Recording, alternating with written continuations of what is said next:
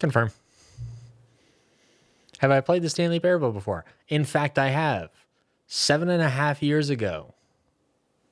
It was very good when I did. Oh, man. I got in on the early wave on original Stanley Parable. It was like before anybody really knew too much about it. I got like the night that it came out. Oh, man. What a time. What a time to be alive. Please adjust the slider until the computer is barely visible. Well, it's barely visible there. But I can't quite see all of it. How much detail am I supposed to see in this? I mean, that maybe?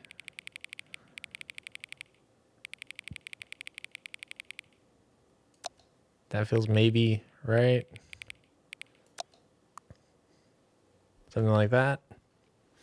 Because I can see all of it. I maybe lose a tiny bit of detail right here in the back corner, right on the edge, where it's especially dark. But I would consider that barely visible, but still legibly visible. Right? Confirm.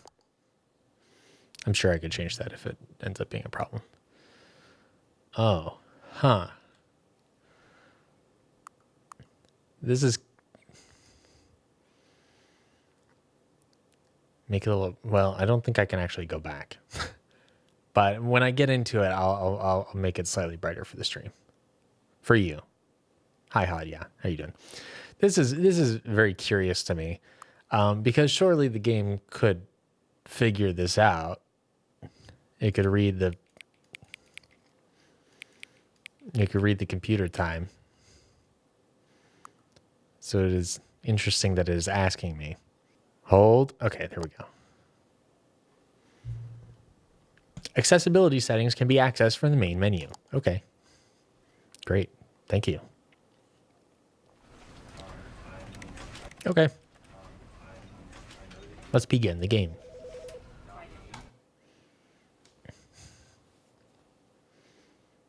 Let's. This is the story of a man named Stanley.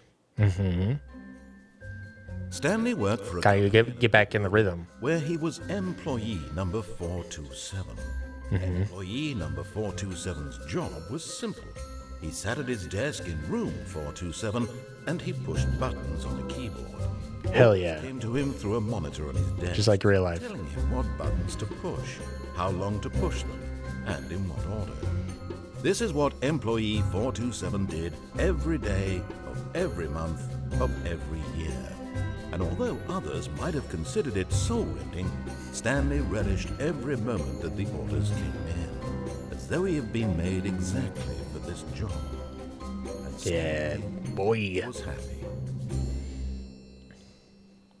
And then one day, something very peculiar happened. Something that would forever change Stanley. Something he would never quite forget.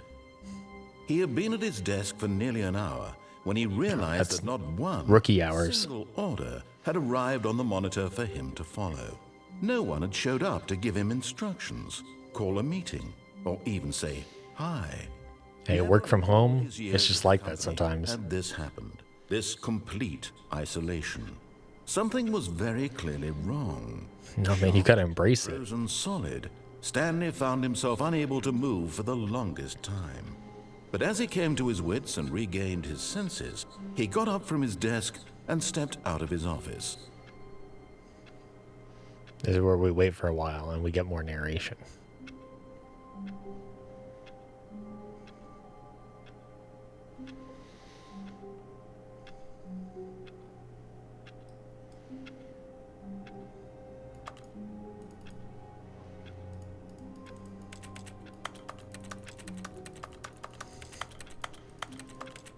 What am I typing on? Because it doesn't type if I'm actually... Oh, there we go.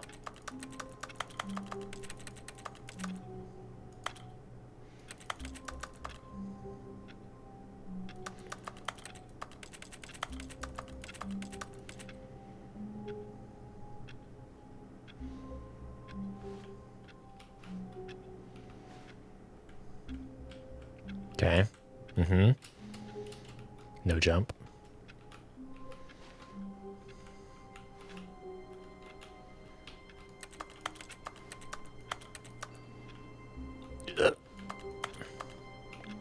Okay.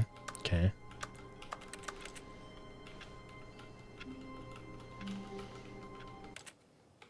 Trying to see if any of the buttons do anything else.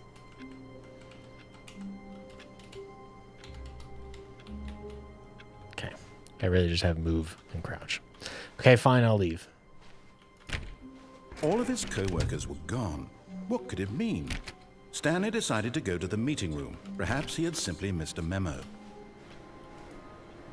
No matter how hard Stanley looked, he couldn't find a trace of his co-workers. Mm-hmm. Classic. Oh, please. Are you really just doing this for the achievement? Click a door 5 times. Is that all that you think an achievement is worth? No, no, no, no, no. I can't just give these merits away for such little effort. A measly 5 clicks. Now suppose Let's go. you were to click the door 20 times. I would say You got that's it. the kind of effort that warrants recognition. I have to say, I'm still not feeling the satisfaction of Classic. witnessing true effort for a noble cause. Perhaps 50 clicks will do it. Yes, almost certainly 50 clicks. You got it. 50 clicks coming up.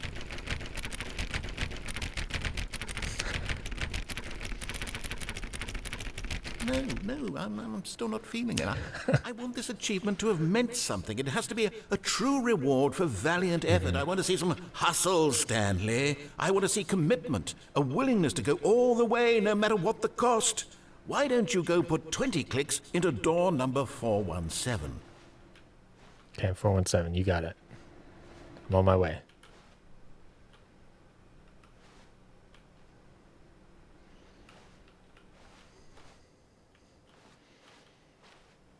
Where you at? 417. 420. Nice.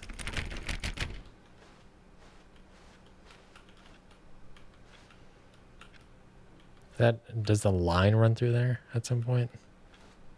Ooh, solitaire. Nice. 417. Here we go. Oh, great. Now, go click a few times on door 437. 437. On it. Let's go. 437. 437. Oh, there we go. Excellent. I think we're getting somewhere. Now, door 415. Let's give it Okay. 10 clicks or so. Okay, 415. 415. I need like a run button. Okay. Now, back to door number 437. 437. Okay. Got it. 437. You're the boss. I'm sorry, what? Oh, 437. Let's see. How about you click on, well, I don't know, the copy machine? Hell yeah, let's do it.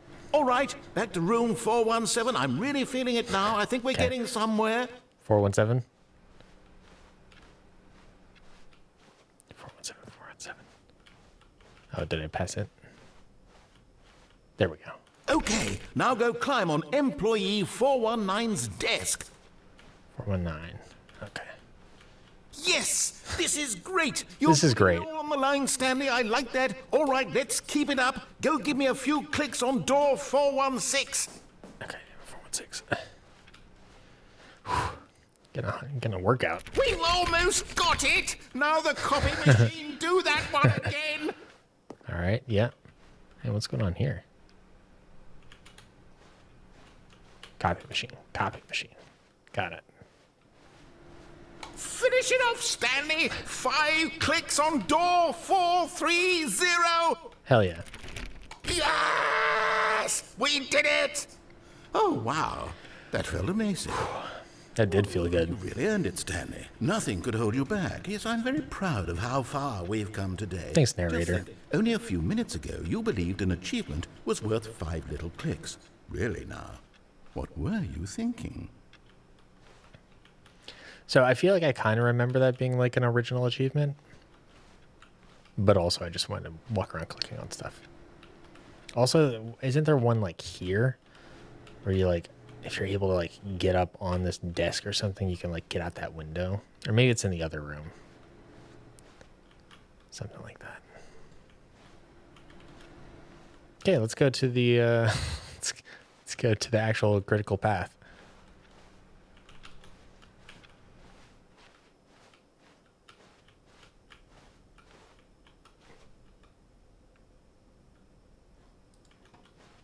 I kind of want a zoom button. Close it behind Stanley me. came to a set of two open doors. He entered the door on his left.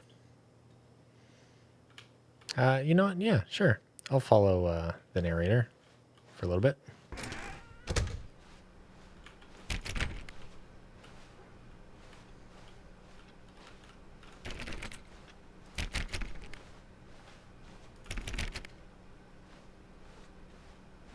Yet there was not a single person here either. Feeling a wave of disbelief, Stanley decided to go up to his boss's office, hoping he might find an answer there.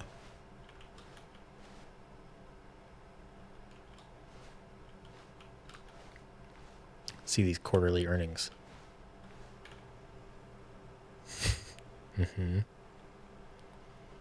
Puppy dog salary. Damn. Recession really hit, huh? Shouldn't have invested in crypto so hard. Yep, standard employee salary, much lower than everything else. That makes sense.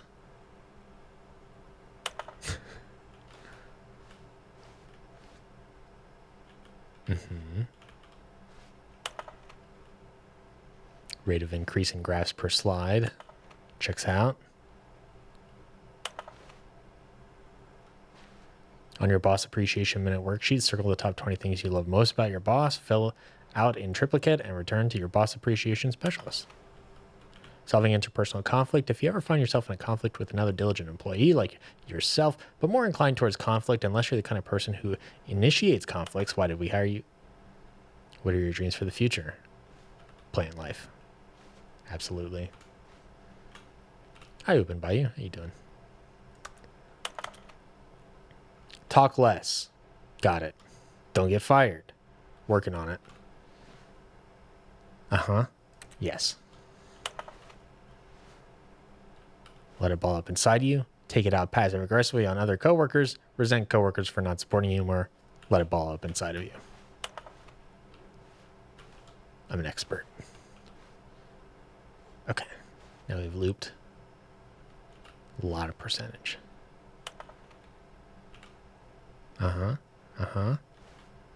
Yes.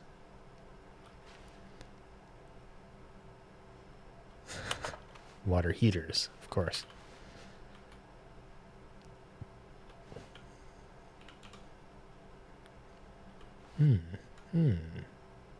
Yes. Office party. Skipping the whole week and just showing up for that. What to do about 432? Don't tell 432 about the meeting. What's going on with 432? 451's private time. Ooh. Yep. Okay. Moving on. Monetize free to play. Yep.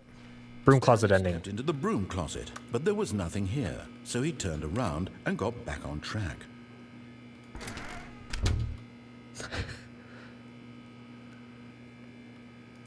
There was nothing here. No choice to make, no path to follow, just an empty broom closet.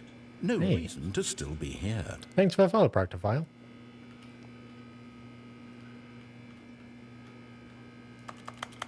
It was baffling that Stanley was still just sitting in the broom closet. He wasn't even doing anything. At least if there was something to interact with, he'd be justified in some way. As it is, he's literally just standing there doing sweet FA. I'm admiring these nice models. What do you mean I'm doing nothing? Are you really still in the broom closet? Standing around doing nothing? Why? Look at that wrench. Please offer me some explanation here. I'm genuinely confused. Trying to jump. You do realize there's no choice or anything in here, right? If I'd said Stanley walked past the broom closet, at least you would have had a reason for exploring it to find out. But it didn't even occur to me because literally this closet is of absolutely no significance to the story whatsoever. I never would have thought to mention it. That AC's really going, huh? Maybe to you this is somehow its own branching path. Uh-huh. Maybe when you go talk about this with your friends, you'll say, "Oh, did you get the broom closet ending? The broom closet ending was my favorite." That's exactly what I sound like. Friends find this concerning. Spot on. Stanley was fat and ugly and really, really stupid. He probably only got the job because of a family connection. That's how stupid he is. That or with drug money. Also, Stanley is addicted to drugs and hookers.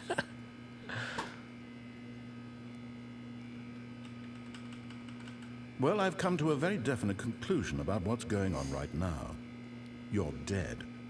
You got to this broom closet, explored it a bit, and were just about to leave because there's nothing here, when a physical malady of some sort shut down your central nervous system and you collapsed on the keyboard.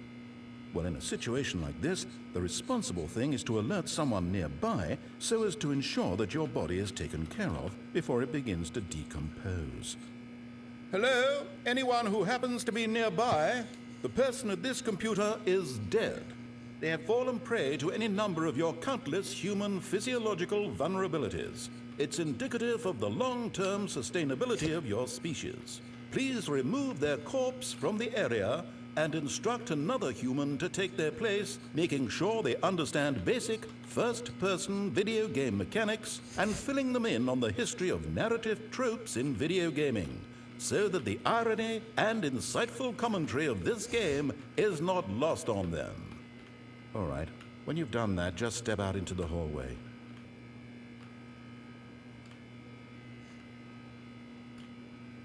Never. I'll die in this closet.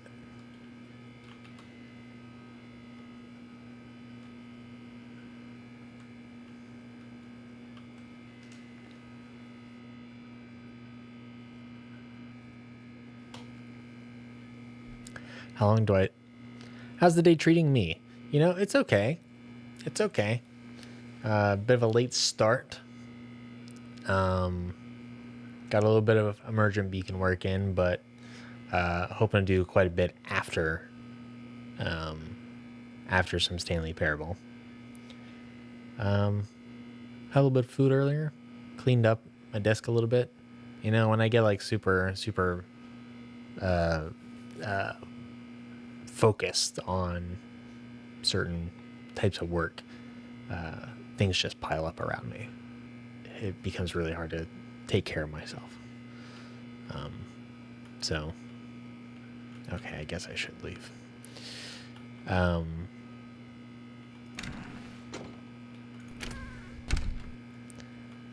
But yeah, other than that, not too bad. Not too bad. Ah, second player. It's good to have you on board. I guarantee you can't do any worse than the person who came before you. You too? Unbelievable. I'm at the mercy of an entire species of invalids. Perhaps there's a monkey nearby you can hand the controls to. A fish? Fungus? Look, you can hammer out the details. I'm not particularly picky. I'll just be waiting for when you're ready to pick up the story again. That's fun. How about you? How you doing?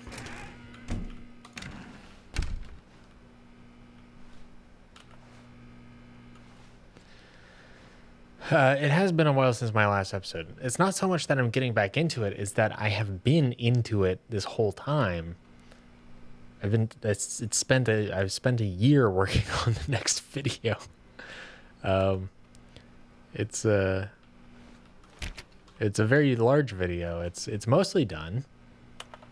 I actually just yesterday filled out I made a spreadsheet that's full of like tracking the edits I have to do left. So like, so yeah, it's like an hour and 15-minute long video. And this week I've been doing stuff like animation and making music for the video, going through and doing some motion graphic stuff. It's totally finished filming, with the exception of like one small B-roll thing. But it's so big that it's just taking forever. And then I can only spend a week per month on it. So these weeks go by super, super fast. But it's pretty cool. I think so, at least. Can't wait to be done with it. Oh my God. Coming to a staircase, Stanley walked upstairs to his boss's office. It is very ambitious, certainly.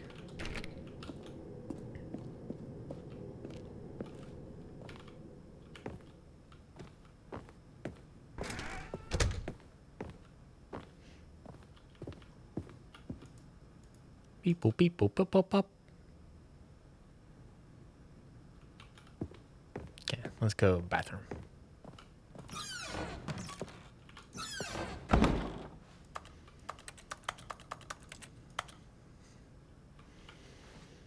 Money in the morning, money in the evening, money for breakfast, money crisp.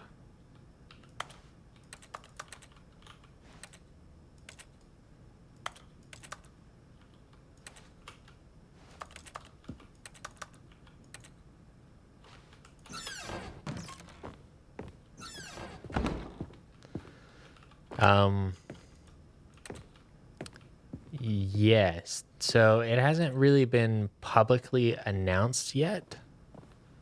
But you know, as one of the people tuned into the live crowd, I'll tell you. I have set out on a journey. Actually, I should close my blinds. I set out on a journey to figure out exactly what art is. So it's a big, long thing about how can you define such a thing.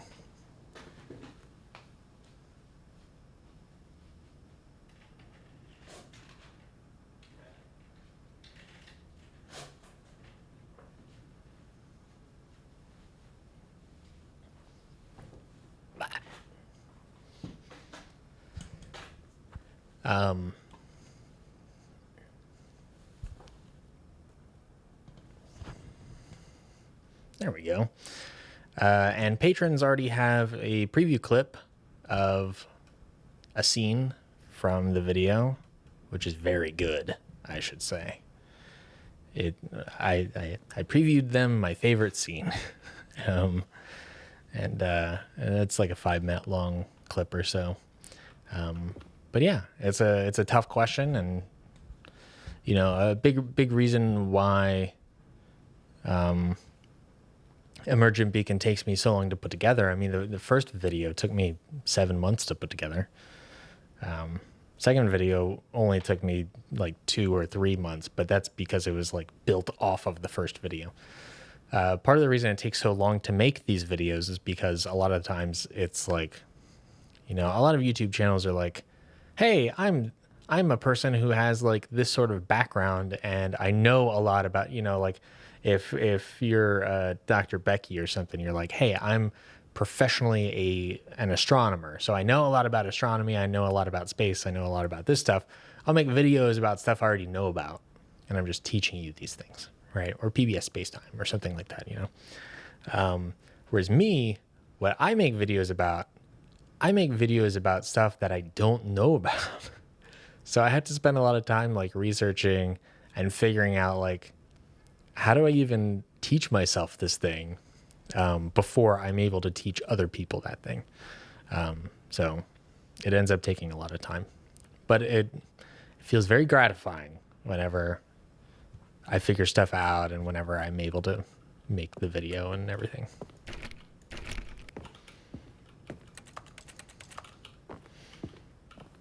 Stepping into his manager's office, Stanley was once again stunned to discover not an indication of any human life. Shocked, unraveled, Stanley wondered in disbelief who orchestrated this. What dark secret was being held from him? What he could not have known was that the keypad behind the boss's desk guarded the terrible truth that his boss had been keeping from him. And so the boss had assigned it an extra secret PIN number, 2845. But of course, Stanley couldn't possibly have known this.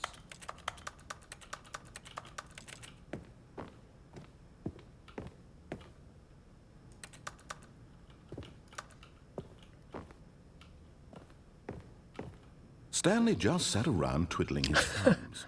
Trying to input anything on the device was useless, since he could never possibly know that the combination was 2845. Yep.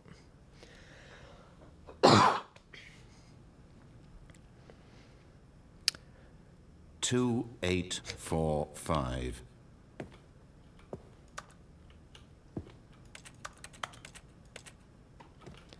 Yeah, also with Modern Rogue, it's very much about like, what is this? Why do I have a... Oh, because I'm close to that.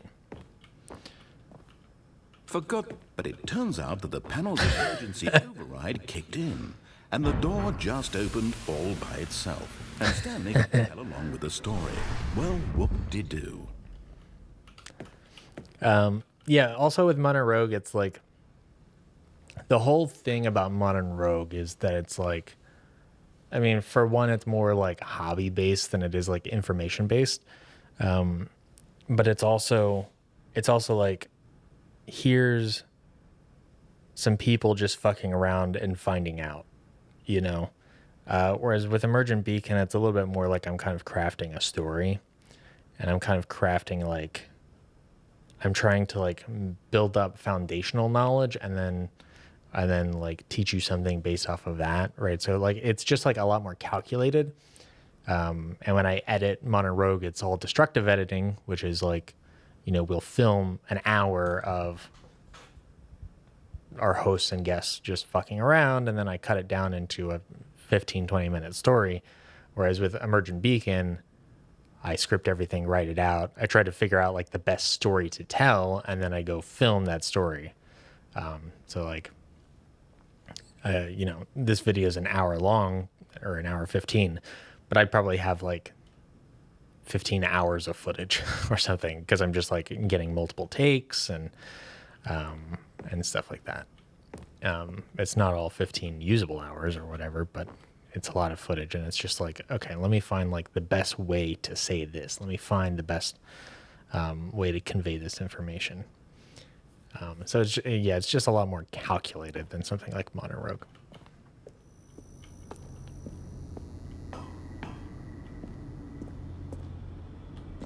Doink.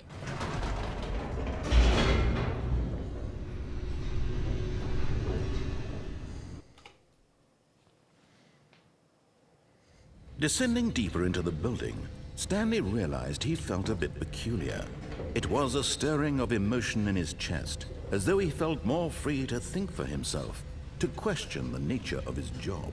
Why did he feel this now, when for years it had never occurred to him? This question would not go unanswered for long. Great. Whoops. I can go back up. Nope. Never mind. Stanley actually got back into the elevator and went back up. Silly me. Why did Stanley do that when he knew that it would just lead back to his boss's office? Well, that's a great question. I just can't wait to find out. I actually don't remember this. I wonder if this is new or if it's just not, if I just don't remember it.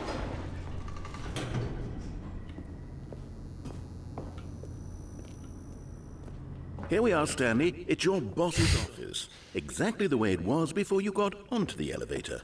It's still just exactly what it is. What a decision you've made to come up here and look at the office again.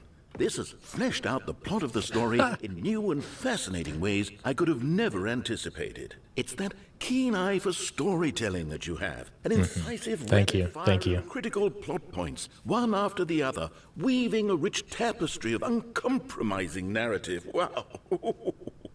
I'm bolted to the edge of my seat.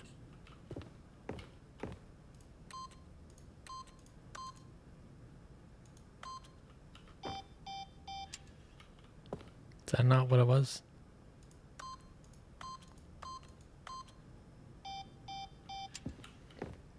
Whatever.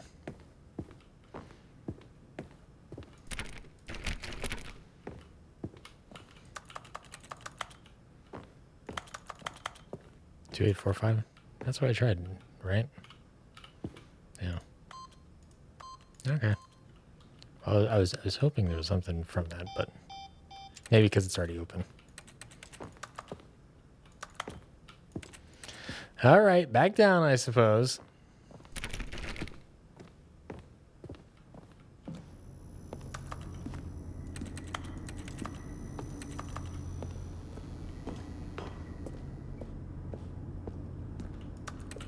Hide in this corner. What is going on over here? Why can I go so far back?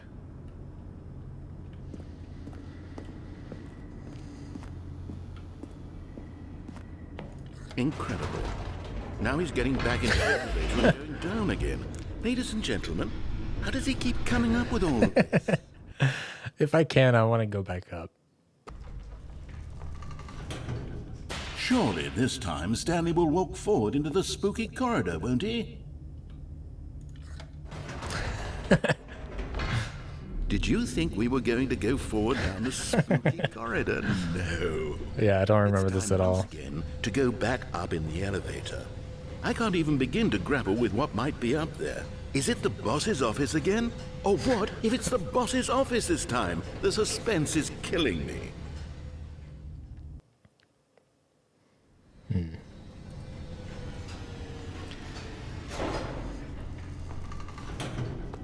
Yeah, I'm trying to do like a very specific thing with Emergent Beacon that is... Oh my God. It's the boss's office. This absolutely changes everything for me. Give me a timeout here for a minute while I process this. Yeah.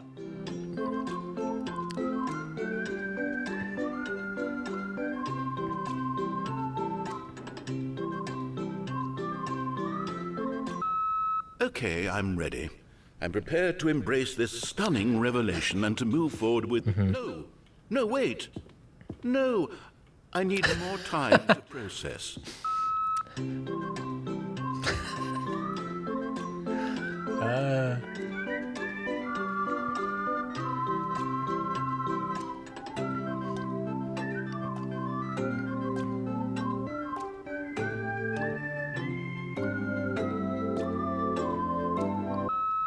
All right.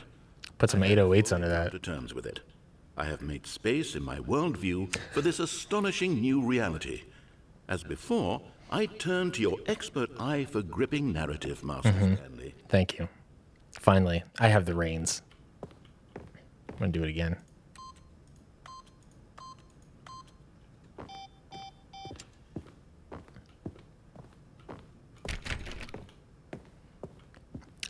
Did I see the painting you dropped off for Jason? No.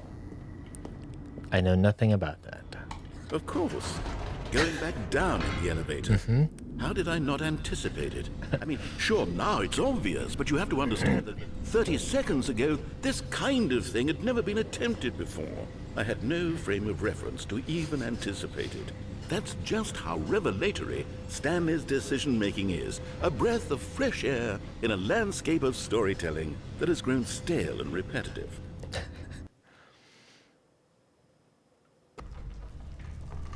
This is...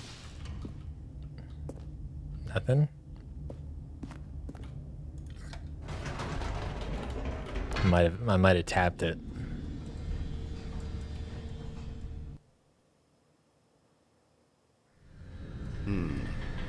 You know what? I've just thought of something. Hold on, let's stop for a moment. Don't you realize? It's the anticipation, Stanley. You and I, we have no way of knowing what will be at the top of this elevator. But the suspense, the agony of waiting and anticipating. Now you're starting to get it. That's the real thrill. Oh, I simply don't want to let that feeling go. It's so precious, so fleeting. Why don't we take this elevator ride nice and slow? Hell yeah. Let's go. There we go. Isn't this so much more exciting, you know, Stanley? It seems like nowadays the only thing that audiences want is to be shocked as loudly and frequently as possible. They want big, explosive moments flung right in their faces from the very moment that things get started. But where's the tension? This actually is pretty tense. I like this. Audience to build a slow and nuanced appreciation for the story, the characters. Why aren't we given time to imagine the surprises? To have to think and to anticipate and then to marvel at the eventual reveal. This is storytelling, Stanley. What you and I are doing right now. This is the most exciting narrative to be developed in years. And it's really all because of you. Thank you. You're the one who took this bold step of revisiting the exact same locations over and over. Truly, I mean it. This is unique and different. It's not like anything else out there. You see, I want stories that surprise me, Stanley. I want to have to think. I want to be engaged and not pandered to. We're being fed such unimaginative drivel all the time, and we all know it, which is why we're so starved for content that makes us feel sharp and vital and alive. That's why people like you so much, Stanley, because you're not afraid to spit in the face of tradition. You're a role model, you know? People look up to you. Which is why, though I didn't know when to spring this on you, but, well, I've gathered a little press conference for you, so that you can talk about your work and your storytelling and your life.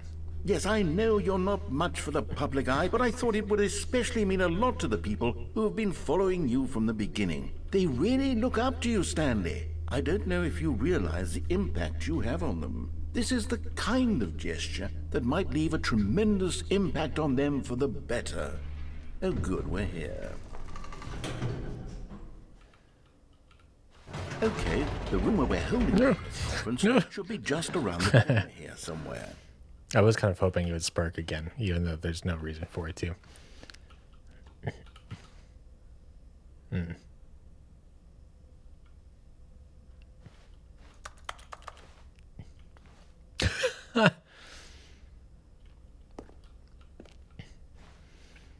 World's healthiest human being. All tricks revealed. How we did it. The pyramids. Live, the guy who went to Mars.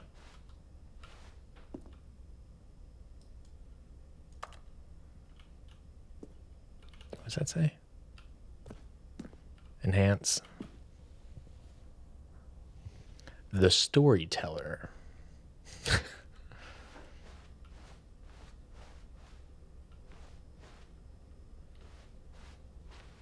An evening with world peace, baby. Ah, yes, here it is, just through this door. The Stanley Parables Stanley. Tonight, live on stage. The man, the process, the myth, the legend, the parable. Stanley from the Stanley Parable. Oh, there we go. Stanley reveals all in his new book. Wow, look at that like high-res photo of Stanley. He looks like a real human being. A Q&A with world's first sentient machine. That kind of looks like there's this art exhibit with the machine, like this, like one of these robot arms. It's really good. I forget what it's called. Actually, here I can find out real quick. It's hold on. It's really sad. It's a really sad art exhibit.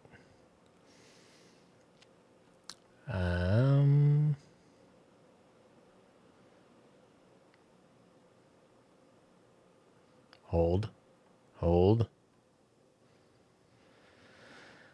Oh, here we go. It's called Can't Help Myself.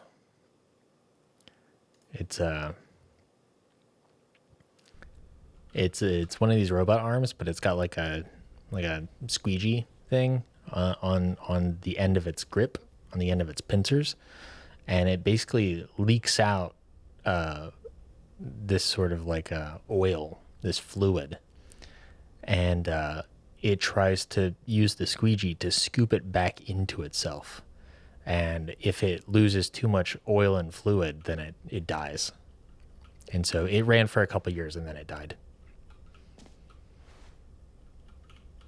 Pretty cool art exhibit. Yeah. I'll pause here for a second, catch up on comments. It's an abstract designed to hide a message in plain sight. He said he'd put it up in the stage background, but he may have taken it home. You haven't seen any episodes filmed after the picnic. Yeah, none have been filmed after the picnic. Well, one has, which was the one that came out like today or whatever. The sort of it was filmed outside. The sort of fire extinguisher mayonnaise shenanigans. That's the only thing that's been filmed since then. I haven't really seen HQ since the picnic.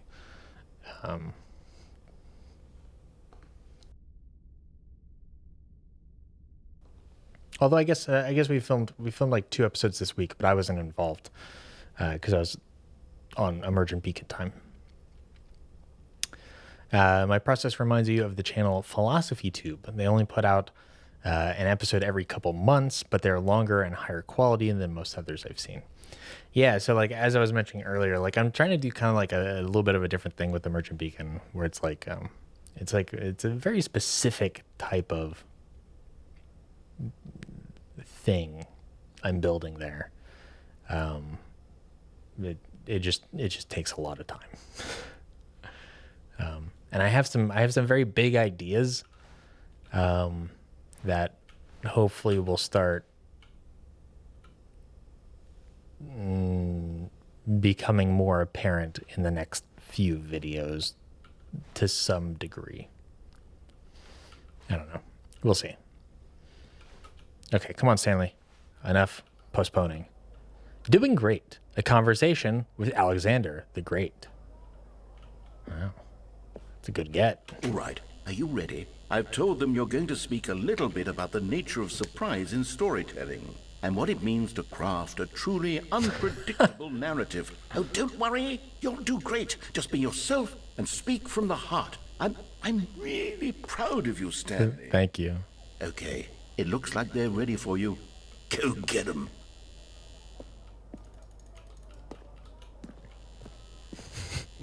I love that his writer is like the damn near the most boring thing you could imagine. Yep, got a table, got a chair, some gum, almonds, and a nut bar. An audience with the dude who came up with pizza. Oh my God, I would love that. I would love to hear from the inventor of the pizza. I don't know who the inventor of the pizza is. Probably a bad guy with bad views, but because it was a while back. But still, views on pizza, I would be very interested to hear what they think of the pizza. Featured keynote speaker, the Lord, meet and greet. Now that's a hell of a show. It's probably sold out, if I had to guess.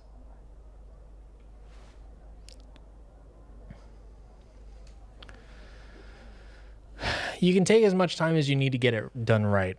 So I would agree with you, except I lose a lot of money every month that I don't publish.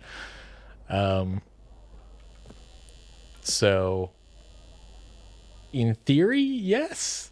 In practice, no, I got to get the shit done. I got to get it out the door.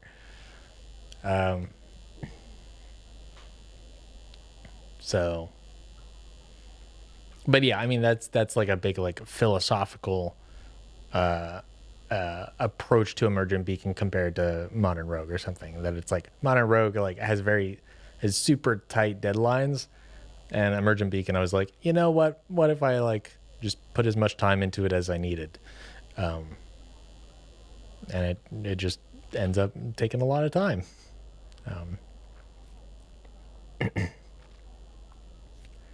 You're pretty sure the pizza's been around for like 1,000 years. You don't think there's a single guy who invented it, but you might be wrong. Google says it might be a dude named Rafael Esposito. Hey, there's always a first. There's always somebody who, although it could very well be the thing like evolution, right? Like categorizing species via evolution, right? Like you have the Homo sapien, but at what point did our ancestors become Homo sapien? Like there has to be somebody who was the first human, right? But they're probably quite different from us. Similarly, there was probably like predecessors to the pizza, and at some point it just evolved into pizza, right? Who made the first pizza? Somebody had to have made the first, even if it was, not, a distant ancestor to our modern day pizza. Hi, Reggie. Long time no see. How you doing? Wow, National Geographic. Not even like a faux National Geographic. Like that's the damn thing. Indoors Monthly. Help. I can't find my cat. Could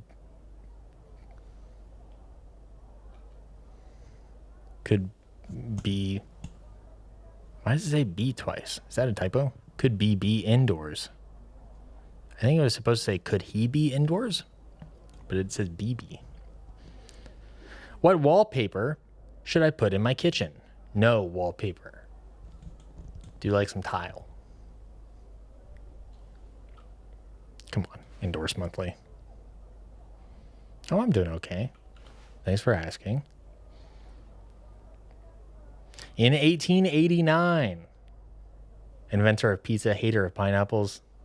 You can get out of my chat with that.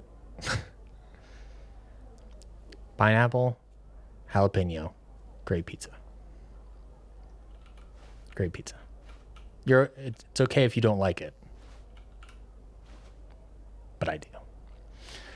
In 1889, there were no pizzas before 1889, except flatbreads that were being sold on the streets of Naples. Wow. What a time to be alive. Could you imagine being alive before pizzas were invented? Would not want. 427, is that my office? Up again, down again. The Stanley story.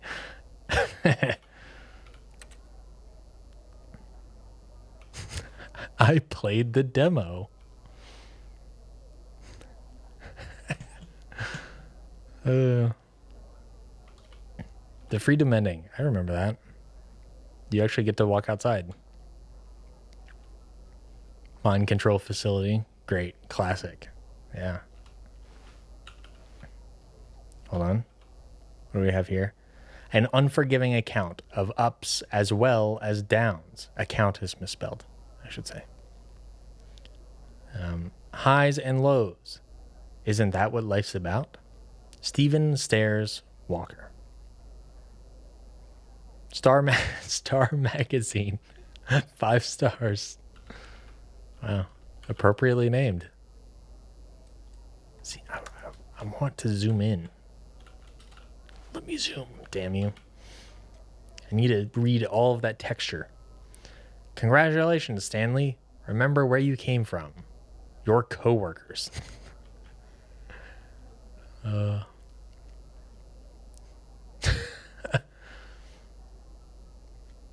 Age 6. Yep.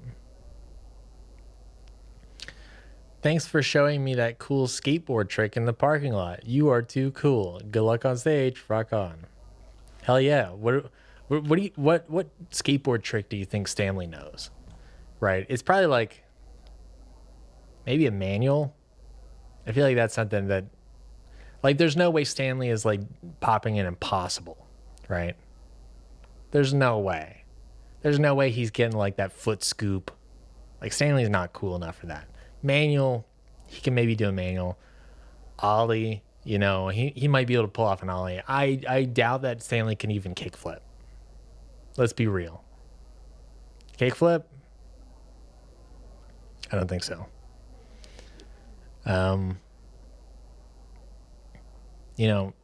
Maybe a pop shove it, or pop shove it's tough. I feel like those are on the easier side of things. He could probably do a pop shove it, like kind of kick it, do like a 180, but not like a shove it 180, because then you have to like rotate your whole body. I don't think he could pull that off, but like a pop shove it, he might be able to do that. I feel like that's like early on the tricks that you learn. It's got to be an ollie, right? Like that's the first thing you learn. Yeah. It's very funny that somebody would write a note to be like, thanks for teaching me how to ollie. Although I guess ollie's kind of tough if you've never done it before. Stanley seems more like a casual bike rider. I agree, but it says I did a skateboard trick.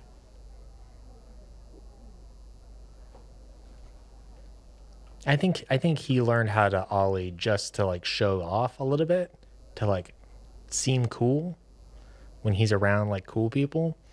But like in his heart of hearts, yeah, casual bike rider, totally. Break a leg, champ. You're a boss. I love the way you ride elevators. Finally, somebody gets it. Somebody appreciates me. No one tells stories the way you do. Go get 'em, Tiger. Stanley, my true love for you grows? Maybe it's just grow. Maybe that's not an S. My true love for you grow every day. You make me feel alive. Your wife from the apartment ending. Oh yeah, I remember that. She's like a mannequin. Okay. Ooh. Oh man, we need these at HQ. Real talk. Pineapple and bacon for you. That's an interesting combo. I feel like that's kind of like that's like the de facto like Hawaiian pizza, right? I can't do bacon. The smell of bacon makes me legitimately like nauseous, or nauseated, I guess. But that's a me thing, I know I'm the weird one for that.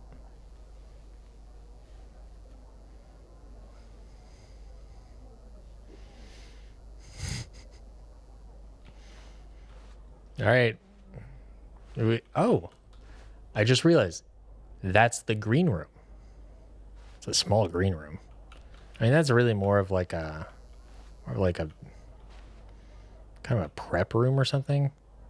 I've been in a few green rooms. This does not look like any of them. This is more like a dressing room, I guess. But it's like really close to the stage. It's really like front and center.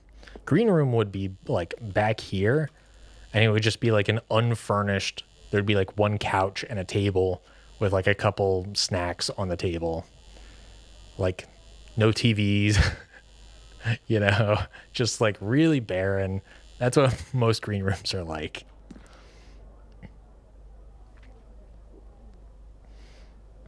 It's because of the fat and salt in the pork goes well with the sweet of the pineapple. Ham plus pineapple plus jalapeno. Even though I would never be able to eat it myself, I can respect it. Oh, the little golf ball is on the outside. You're gonna lose that. That's gonna fall off the edge. Look, right there. Boom. No railing. The golf ball is gonna fall way down there. Okay, let's get to the stage. That's a very specific description of a certain green room. Yeah, I'm thinking of the green room yeah,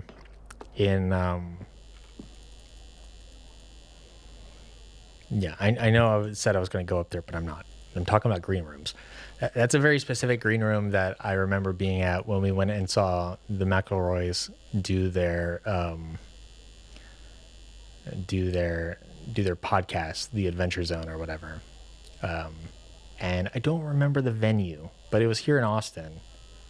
And we went into the green room to chat with them. And I remember it being fairly barren. It wasn't as barren as I described, but it was close. You know, it was just a room. You know, it was just a room. I think there was like 2 couches, maybe.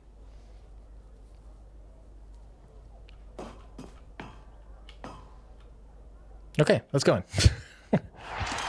Whoa.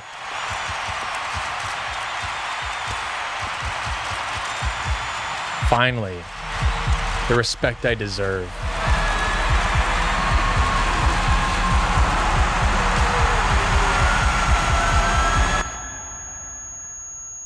Hello? Hello? Is this mic working? Test 1 2, test 1 2. Oh no. You ripped my dreams from me. All of his co-workers were gone. What could it mean? Stanley decided to go to the meeting room. Perhaps he had simply missed a memo. Yeah, real Stanley would have like walked out into the bright lights and would have been like, nope, and then just backpedaled back to the green room.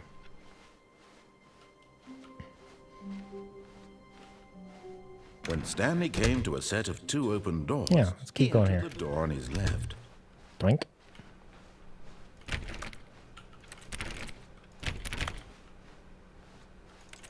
Yet there was not a single person here either. Oh. Feeling a wave of disbelief, Stanley decided to go up to his boss's office, hoping he might find an answer there.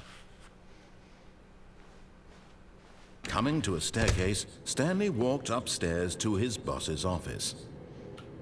Yeah, let's keep following this path. Pardon me?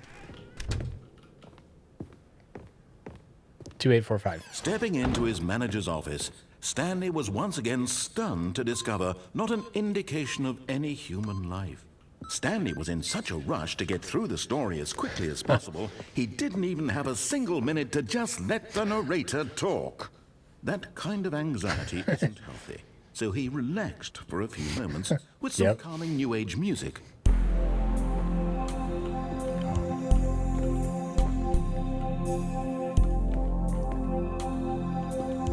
Let me play the piano, you cowards. Feeling soothed and rejuvenated, Stanley calmly walked forward into the opened passageway.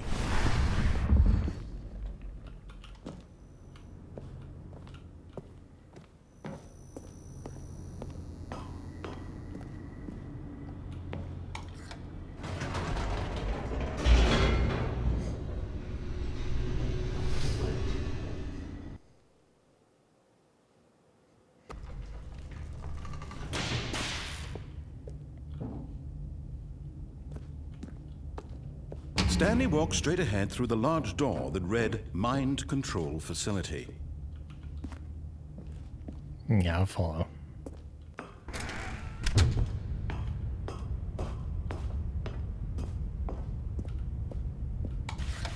The lights rose on an enormous room packed with television screens.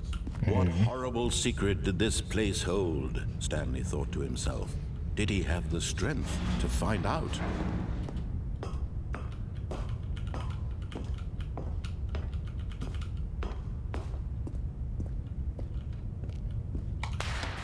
Now the monitors jumped to life, their true nature revealed.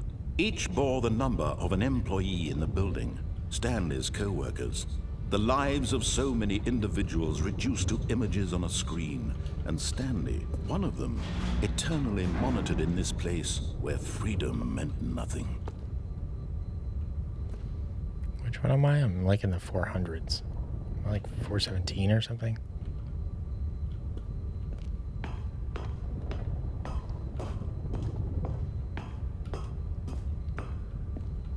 $427. Thank you. Ugh. Right in there somewhere. Doink. This mind control facility, it was too horrible to believe. It couldn't be true. Had Stanley really been under someone's control all this time? Was this the only reason he was happy with his boring job? That his emotions had been manipulated to accept it blindly? No. He refused to believe it. He couldn't accept it. His own life in someone else's control? Never. It was unthinkable. Wasn't it? Was it even possible? Had he truly spent his entire life utterly blind to the world? But here was the proof. The heart of the operation. Controls labeled with emotions. Happy, or sad, or content. Walking, eating, working. All of it monitored and commanded from this very place. And as the cold reality of his past began to sink in, Stanley decided that this machinery would never again exert its terrible power over another human life. For he would dismantle the controls once and for all.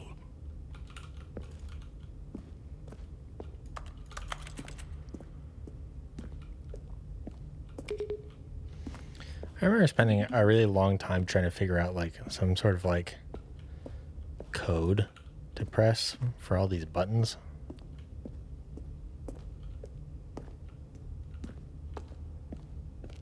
Or something like that. Beep, beep, beep, beep.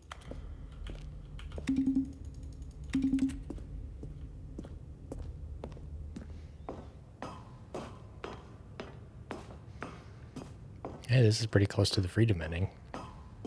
And when at last he found the source of the room's power, he knew it was his duty, his obligation, to put an end to this horrible place and to everything it stood for.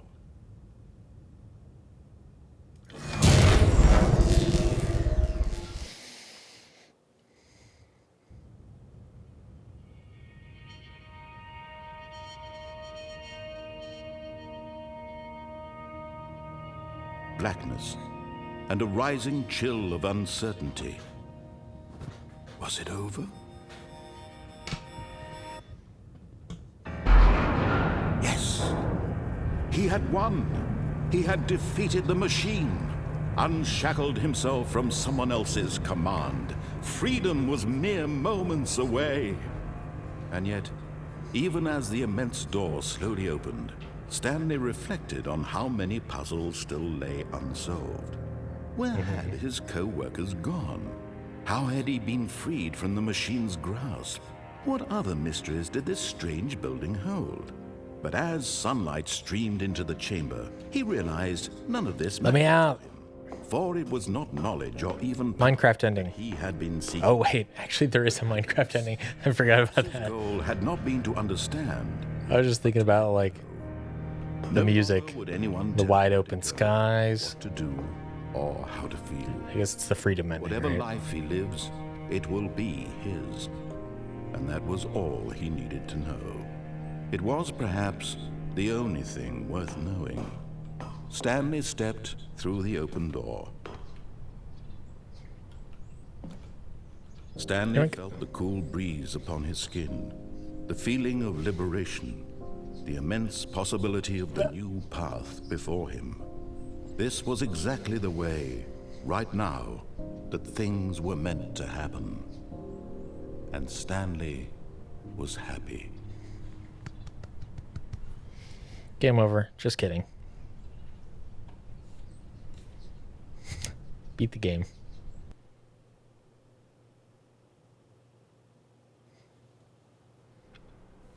Never give up. Never give up. All of his co-workers were gone. What could it mean?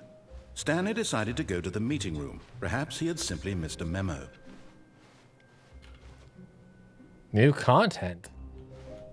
Did I just miss this, or this must unlock when you beat the game? Don't mind if wasn't the elevator new content, or did I just totally miss that on my first playthrough? I feel like that must have been new, because I don't remember seeing anybody else experience that. Oh, New content? What does that mean? But Content. that's a great question. What does that mean?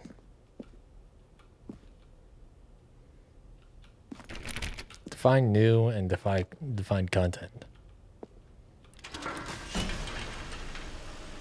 Oh, so it's just Half-Life. Tight.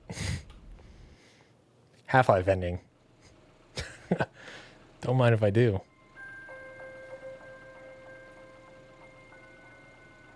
Hello, and thank you for playing the Stanley Parable Ultra Deluxe. Hi, you're welcome. As you may know, the Stanley Parable was a video game released in 2013 on home computers.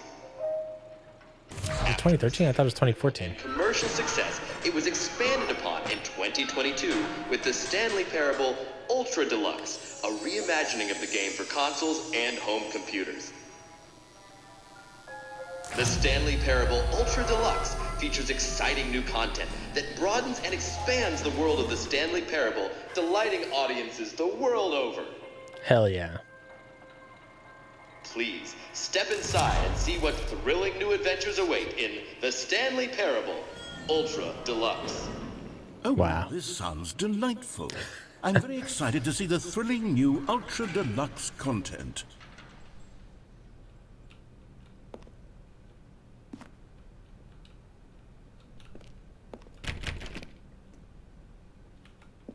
Okay. These papers look really bright for this dark environment. Should have had ray tracing. Okay, so far it's an elevator. Nothing special yet, but I'm sure it's just the beginning of a mesmerizing adventure. Oh, I'm sure. Yep. Is it broken? What's I love elevator endings. We know that. Should we be moving somewhere or... oh, there we go. All right, finally, at long last, it's on to the new content. I've never been more ready. Let's do it.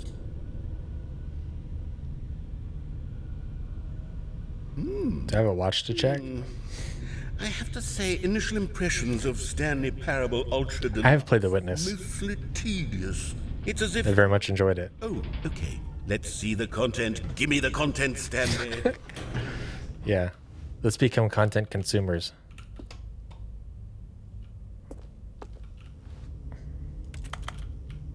Okay. Kind of a nice warehouse. And by kind of, I mean, it's quite nice. You can build like stocking shelves like down here. All right, let's see. It's the jump circle. Hell yeah. I was just mentioning at the start of the stream that you can't jump. Yeah, I love that. Did I see the ending? I think so. I don't really remember. The ending to The Witness. It's been a while. Hell yeah. It's got like a really like firm pull at the end of that jump. Stanley's got some weight, you know what I mean?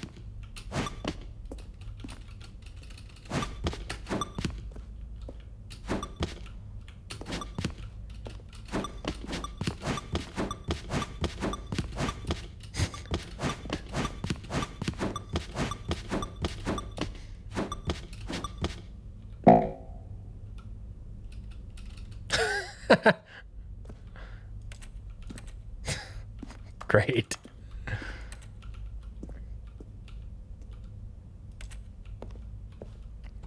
I wonder how that would be detected in real life, right? Could have like some sort of pressure plate, but I don't think that's likely. Probably more likely to have like some sort of like detection mechanism, like some sort of like laser that like shoots across and like detects movement or whatever, and then it detects that you're not there, and then it detects that you're back there.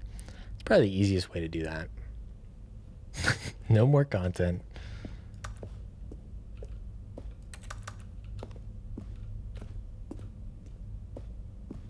Is that it? Surely that's not all the new content. There has to be something else, right? I've always asked for jumping, so they gave me what I wanted. Goodness, another elevator. Stanley, I have to say, initial impressions of this game are not positive.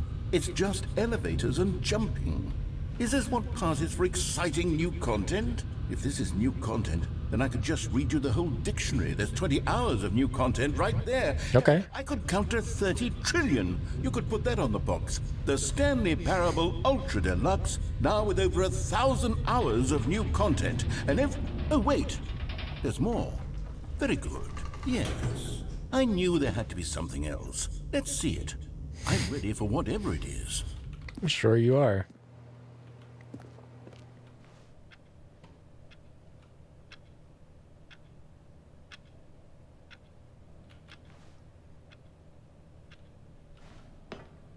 It's nice that you can actually keep track of time with the clocks. Glad they made me input the time. That's it? Oh, you've got to be kidding me, Stanley.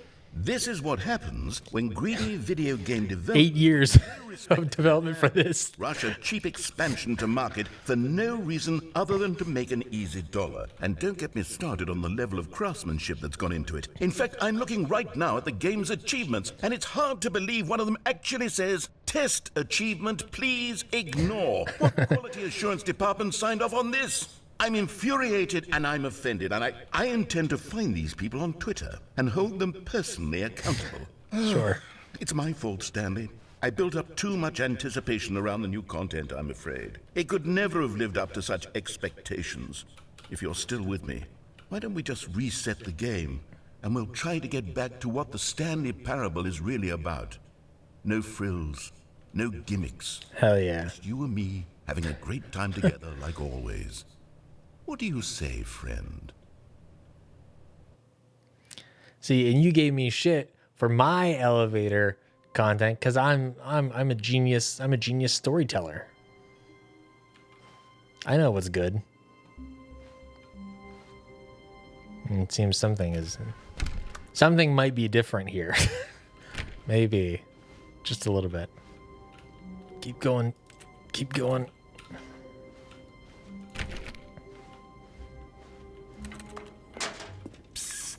Stanley, come over here. In the vent. I want to show you something. But new content.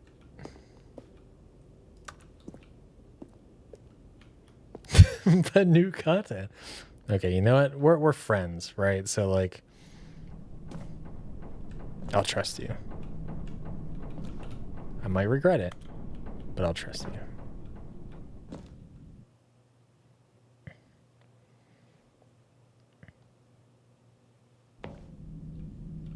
Okay, you remember how cheap and unsatisfying the new Ultra Deluxe content turned out to be? Well, it got me thinking about the past and how much better the Stanley Parable used to be. Yeah, back in the old days. Something special and tucked it away here where the game's developers won't find it. Just our little secret. Take a look. Perfect, yeah. Don't.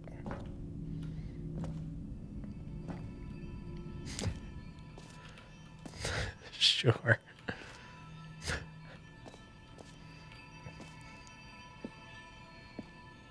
I call it the memory zone.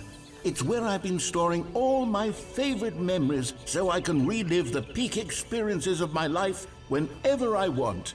Experiences like the launch of the Stanley Parable on PC. This is a nice location. A little easel there.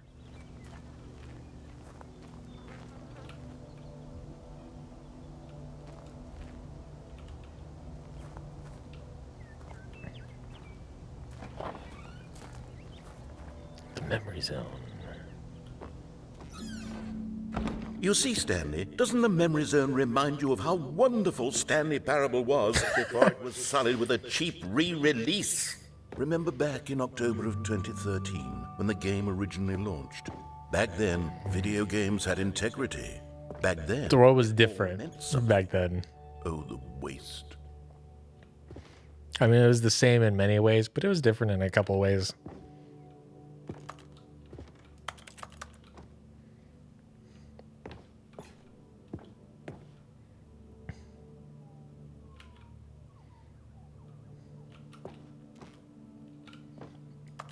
Wow. This is really what the game box looked like. That's really funny.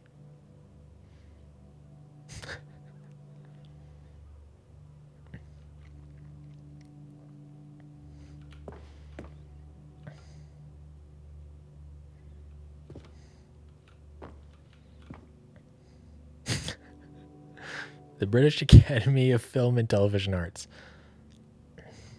awarded to The Last of Us. Nope, Stanley Parable. In the category of story.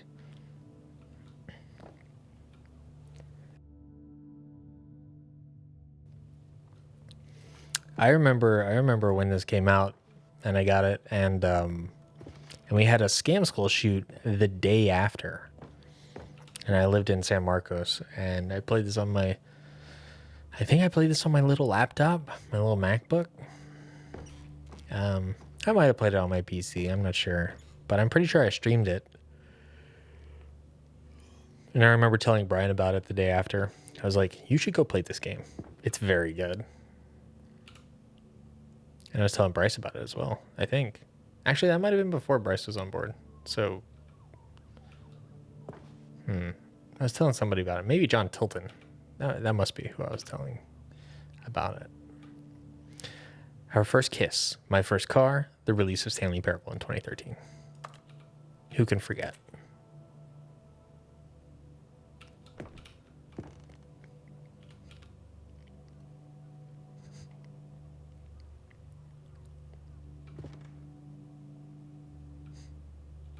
The Memory Zone temp.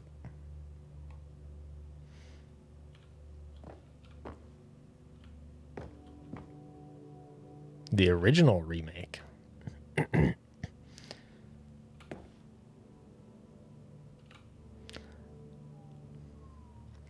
Linguists identify 15,000-year-old ultra-conserved words. Researchers identified 24 words whose sound and meaning have survived the past 15,000 years. Oh, I would love to know what that is.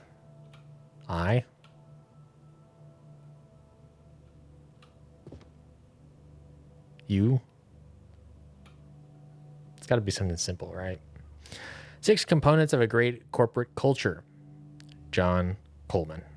Harvard Business Review. Business bloggers at Harvard Business Review discuss a variety of business topics, including managing people, innovation, leadership, and more.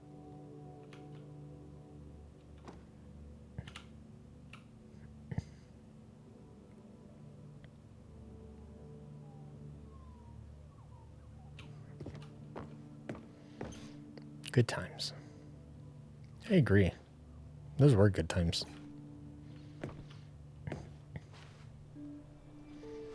A trip down memory lane. Looks like a big ass disc. Am I wrong? Maybe it's my field of view.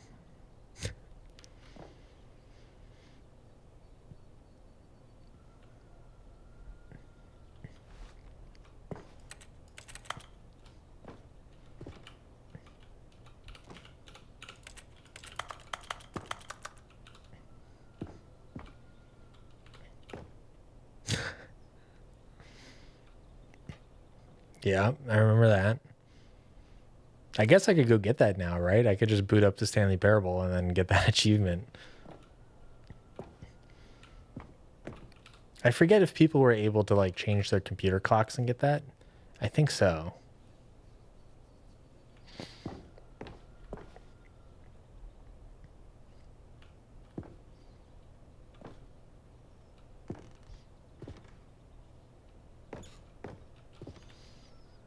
New video game releasing today.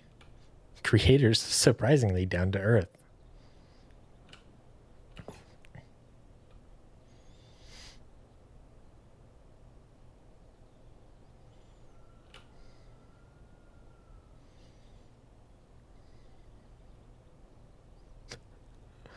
50% off designer hat, but a small creature owns the other half.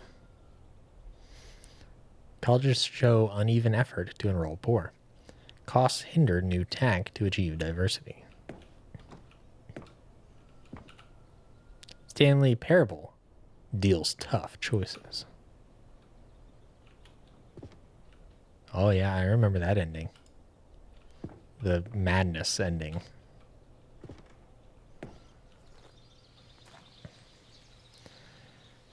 In loving memory, little Stanley. Oh.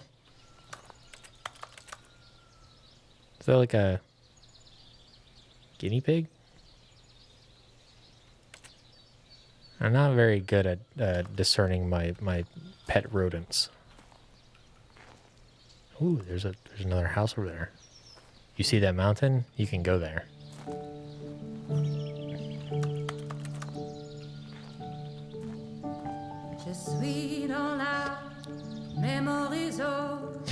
And over here is where I keep reviews of the Stanley Parable. Like this. Oh, did I skip the song? Journalism. 10 out of 10 from Destructoid.com. James Stephanie Sterling writes, and I quote, "Where so many games that aspire to be more than games end up less than any form of art, Stanley Parable strives and then succeeds to be every game ever created." Did you hear that, Stanley? Every game ever created. That's how grand and all-encompassing the original Stanley Parable was. It was literally every game ever created. It was Skyrim, it was Persona 3, it was all of them, and now it's nothing. It's no games at all. It isn't even the Stanley Parable anymore. It's just a husk now. A lifeless husk with an hour of new elevator content.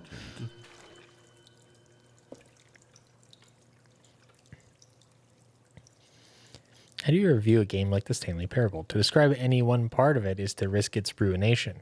To detail what it has to say about game design, the illusion of choice, and the psychology of the gamer is to tell you too much. Comparisons, too, are going to be woefully inadequate. Perhaps its closest cousin would be Dear Esther. But where Dear Esther wastes the form of interactive entertainment, Stanley Parable uses and then subverts it. Where so many games that aspire to be more than games end up less than any form of art, Stanley Parable strives and then succeeds to be every game ever created. Even so, holding the game to the standards of any other title is simply not going to be correct. So, how do you review what has become known as the Stanley Parable HD, the full-scale reimagining of one of the most intriguing mods available online? How do you discuss it, analyze it, and recommend it? It's quite simple. You don't. Destructoid. Nice. What was it a mod for originally?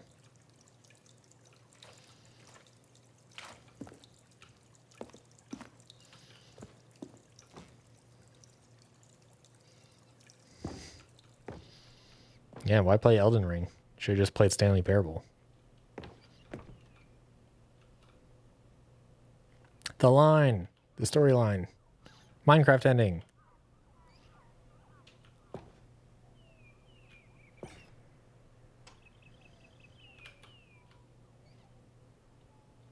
Let's stay up here for now.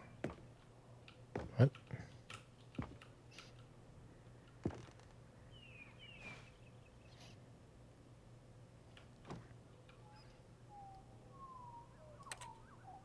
Tight.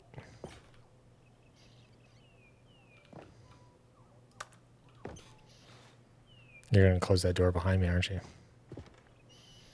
But if I go this way, you're going to close the door behind me as well. Oh, no, okay. False choice.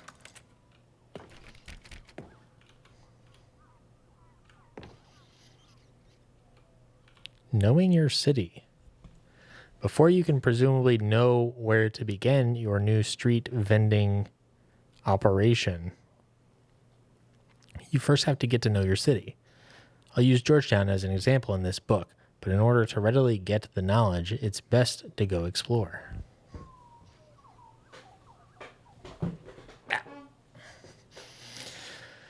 My chair was descending. Okay. The original remake.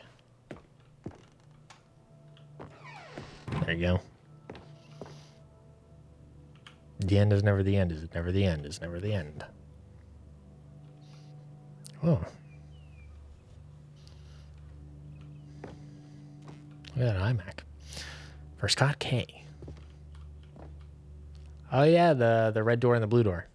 Good stuff. I was thinking Half-Life. Yeah. As a possibility. I believe that. It's got kind of Half-Life-esque like models and stuff. It feels very much of that engine, of that sort of in the way that you interact with stuff. Reminds me of Half-Life as well.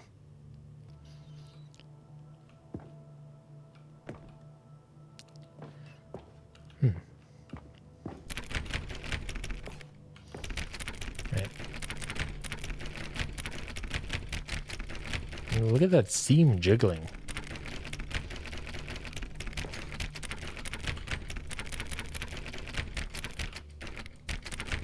I wonder what causes that. Games. How do they even work? I'm kind of sad I skipped that song. I didn't realize going into the review temple was going to cut off the song. Here's another Thought it was part of it. message, this time from GameSpot.com. The Stanley Parable is both a richly stimulating commentary on the nature of choice in games and one that offers some of the most enjoyable, surprising, and rewarding choices I've ever been confronted with in a game. 9 out of 10. Don't you get it, Stanley? The game was perfect. It didn't real need good. anything else. It didn't need new content. It just needed to be left alone, to spend the rest of time collecting dust in the hallowed hall of beloved video game memories.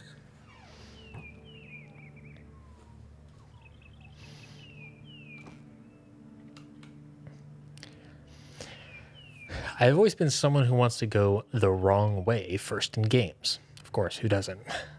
When I sense that a game is trying to usher me down a particular path to get me to run from left to right, or maybe to charge straight ahead, I need to satisfy my instinct to go against the grain, to explore, to see what the designers have put back the other way.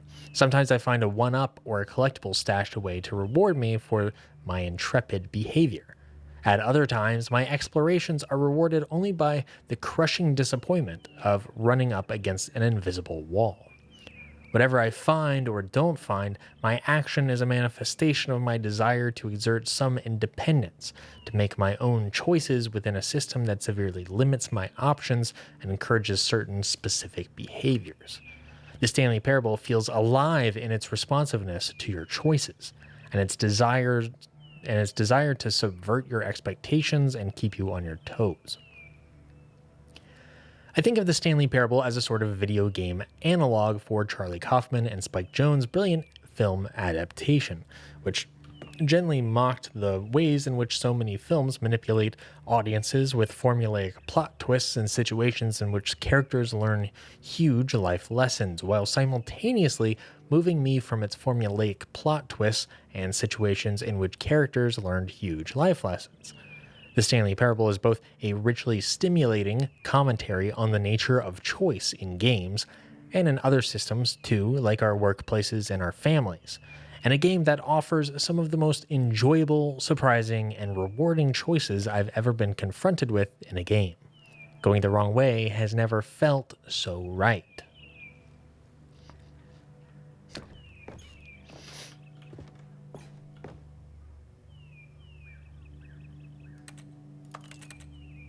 Wow. Source engine.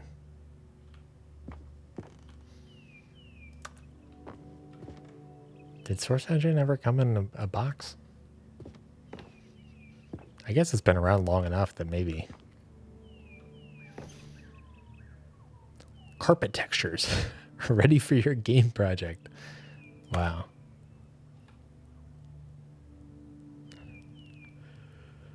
Those sure are some carpet textures. Missing coworkers scenario. Never before seen.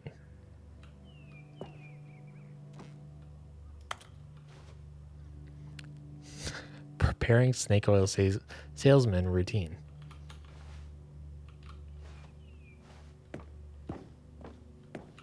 Wait, what's back here? The serious room. Hell yeah. Let me jump. You can't jump. I could for a little bit.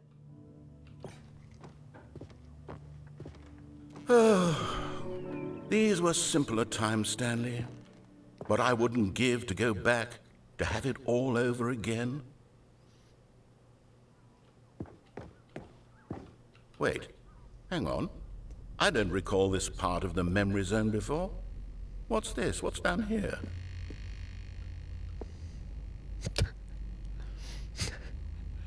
I really like this. Framing the sort of like that really cheap wood.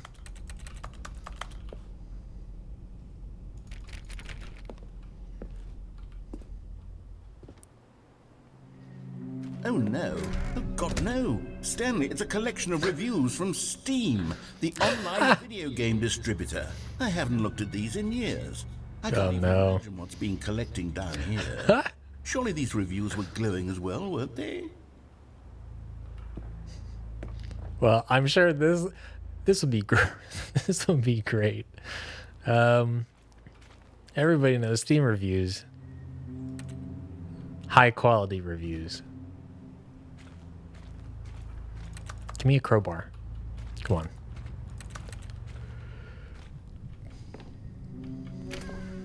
Honestly, I could not be bothered to play this game to full completion. The narrator is obnoxious and unfunny, with his humor and dialogue proving to be more irritating than entertaining. Unfunny!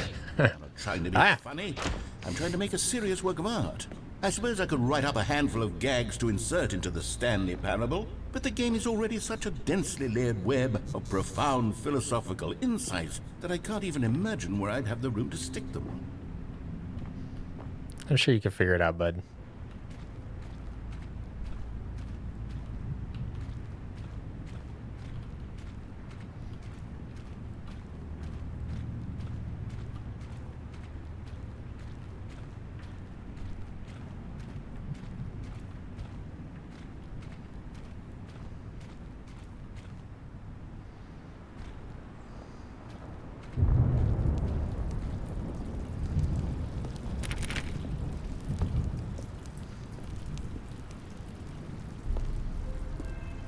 Okay, let's see what this one says. While the idea for the game is good, for someone who prefers non-linear games, this preachiness gets annoying fast. Preachy? Stanley, I'm not preachy, am I? You can tell me if I'm preachy. Honestly, you can. Oh, goodness. This is actually quite shocking for me. Well, to be honest, I had always thought of the game's dialogue as being rather terse to begin with. You can't know how much fluff I cut from the game to get it to feel as light and airy as it... Well, I always thought it did, but maybe it wasn't. Dear, what an awful memory to have to hold on to. These black marks on my otherwise unimpeachable track record. I feel like a failure. Like I let these people down. Don't. Perhaps the Stanley Parable isn't quite as sterling as I always remembered. Carrying too much weight on your shoulders.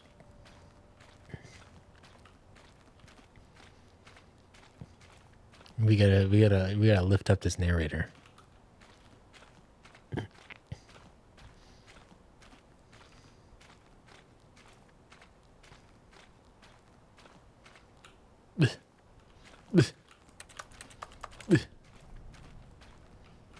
Oh, over here. Donk. What's this one got to say? You constantly have to stop doing anything so the narrator can catch up with his long-winded explanations of what's happening. I wish there was a skip button. A skip button? Well, yes. Yes, I think we can do that. If I'm truly too preachy, then maybe letting you skip ahead for just a moment, surely it couldn't hurt. Not if it means we can strike these negative reviews from the record. Only positive reviews of the Stanley Parable. That's my motto today, and it's always been my motto. I'd do anything for the customer, Stanley. Yes, a skip button we shall have. Oh no. When listening to the customers goes wrong. And here it is. Go ahead and give it a shot. I'll pop you forward in time so that the second my incessant droning starts to bore you, with just the push of a button, you'll have zipped right past it. It's what the players have been asking for, and I'm very proud to have been. No more listening to me rambling on and on and on. No, no, no, no. The Stanley Parable is a game for the people. And if the people want silence, then by goodness, that's what they're going to get. Well, don't sit around waiting for me to shut up. Go ahead and make me shut up. Here, we'll pretend that I've just begun an interminable monologue, and it goes something like this. The story and the choices, or what have you, and therefore by becoming it is, so on and so forth, until inevitably we all until the end of time, at which time everything all at once, so now you see, blah blah blah blah blah blah blah blah blah blah blah blah blah blah blah. We've eaten too much and it can't be just yet, no, until 245. Got the logic of elimination working backwards, the deduction therefore becomes impossible to manufacture. It went on for nearly 10,000 years, until just yesterday, here and there, forward and back, and never a moment before lunchtime. It can't be. It's the only thing there is. How many billions left until so much more than forever ago? Which is why I say, the story and the choices, or what have you, and therefore by becoming it is, so on and so forth, until inevitably we all Is it looping now? End of time, at which time everything all at once, so now you see, blah blah blah blah blah blah blah blah blah blah blah blah blah blah blah. We've eaten too much and it can't be just yet, no, until 245. Got the logic of elimination working backwards, the deduction therefore becomes impossible to manufacture. It went on for nearly 10,000 years, until just yesterday, here and there, forward and back, and never a moment before lunchtime. It can't be. It's the only thing there is. Let me out of here. Left until so much more than forever ago, which is why I say, the story and the choices, or what have you, and therefore Fine, I'll do it. so on and so forth until I'll click the button, but I don't want to. Time, at which I don't think I have a choice here. So now you see, blah blah blah blah blah blah blah blah blah blah blah blah blah blah blah. We've eaten too much and it can't be just yet. No, until 240. Oh, you're back, you see. You were only frozen in time for a few minutes, but it was plenty of time for me to deliver a long, rambling monologue full of unnecessary verbal flourishes and lengthy ruminations on the nature of choice in video games. Of course, I happen to believe it was perhaps one of my more profound such ruminations. Not that, of course, you need a description of it, but if I had to describe it, I'd say it was perhaps less of a rumination and more of a treatise. Tempted to click it again. A manifesto. It wants me to click it again. I'll outline it for you very briefly, and you can tell me what you think. Okay, so my theory is that any choice you've ever made is simply a series of choices made by the person who you are, or were, or will be at the time of having made said choice. That is to say, if by articulating a choice you've already made, you bring that choice into being, then by making no choice and saying nothing, are you not simply erecting in the sanctuary of time a monument to every person you've ever been, making every choice to which you've ever given your great gift of mortal and yet timeless thought? Or rather, do all of the choices you've ever made, in fact, make you more not this kind of person, and in fact do the very opposite? You see, it could in fact be both of these things at once. That you are both making choices and not making choices, and that they are both affecting you and not affecting you at the same time by virtue of the fact that you both are and are not making them. Okay, first, I was leaning towards manifesto, but now I'm going to circle around and start the treatise label on this one. I think it has much more of a treatise vibe to it. But wouldn't you say that manifesto just has a much grander sort of tone? It has a mouthfeel that is rich with ambition and history. Ambitious history, if you will. How long are you willing to go? See, now you've got me going back to manifesto. Heavens, at this rate, we're going to be here all day. Okay, look, I have a method for exactly this sort of situation, and I do find myself in this situation frequently. I'm going to say each word back and forth,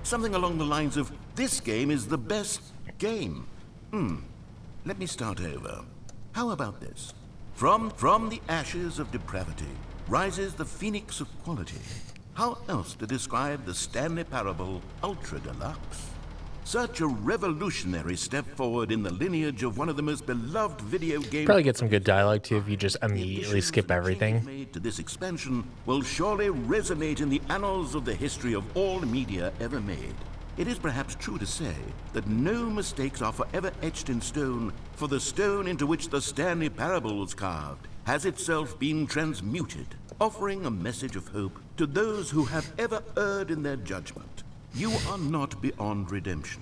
You may change. Okay, where's the loop coming in on this So one? much more than you were before. If there is any message to be taken from the Stanley Parable Ultra Deluxe, it is this. What a fortune, a privilege, a joy it is to have had such an experience. It leaves me hopeful that as a community, as a world, there is time for us to become our greatest selves, as great as we ever could dream of in our wildest, most ambitious visions for a brighter future. Wow. Now, Stanley, that's a review. It's perfect. It's the perfect review. It's the review I've always dreamed of receiving. I have to Okay, there's the loop. too wonderful. I have to experience this just one more time. From the ashes of depravity rises the phoenix of quality. Okay, he said just one more time. Describe the So I'm gonna wait out this one time. I suspect he'll want it just another in the time. lineage of one of the most beloved video But games I'll see if there's any unique dialogue on that. made to this expansion will surely resonate in the annals of the history of all media ever made. It is perhaps true to say that no Yeah, mistake this definitely feels like one that has for the stone into which the Stanley 3 paths to it. There's the path that I'm taking, which is like the mid path, and then there's the wait through everything every time path, which seems like an all-day affair. you may change. And then there is the quickly skip through everything. Like, I'm really using this skip feature. Don't even wait for him to say, "Oh wow, you skipped the thing." Just like keep skipping. A privilege, a joy it is to have had such an experience. My guess is there's It leaves me hopeful that as a unique community, content as a world, for all 3 of there is those. time for us to become our greatest selves, as great as we ever could dream of in our wildest, most ambitious visions for a brighter future. Wow. Now, Stanley, that's a review. It's perfect. It's the perfect review. It's One the more time? review I've always dreamed of receiving. I have to read it again. It's Okay. simply too wonderful. Fair. I have to experience this just one more time. Okay, so what's that? From the ashes 308 or Rises the so. phoenix of quality. Think.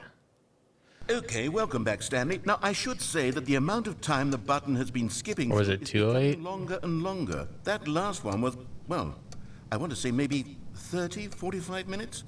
It's not unendurable by any means, but there's really only so much How do I clocks can work? ramble on to myself about. I know, it's shocking, isn't it? But at any rate, I do suggest that we not press the button. All right, see you, Practifile. Thanks for I dropping think by. the skip button has been aptly demonstrated, and we can say goodbye to it and just wait. How do we get out of here? Where did the door go? Oh no. Wasn't there a door that led into this room? I do feel quite certain that there was one here before. How else would we have gotten into the room in the first place? I don't think one can enter a room without a door of some sort or a window. It's or another something. skip Is opportunity. there a window anywhere? A porthole? A sufficiently large crack in the wall? I'll take any of these. All I want is for us to move on and to please step away from the skip button to go anywhere other than the skip button. There was a door here before, wasn't there? I swear there was. Where did it go? Can you maybe just ram your way through a wall? Is there any possibility that you could, say, slam your body into the wall until enough damage is done for you to be able to leave? Please, I'll take any option at all. I'm asking you to work with me here. We need a door. We need a door of some kind. I can work with any kind of door as long as it can open and lead from one room to another. I'm going to step away for just a moment, and I'm going to try to find us a door. I don't know how exactly to remove a door and place it in a different wall, but I will find a way, I promise. You just need to not do anything. Don't press the skip button. Please, please, please do not press the skip button. Just wait here for me, and don't press the skip button. Got it? Yes. Good. How I'll long? be right back. But how long?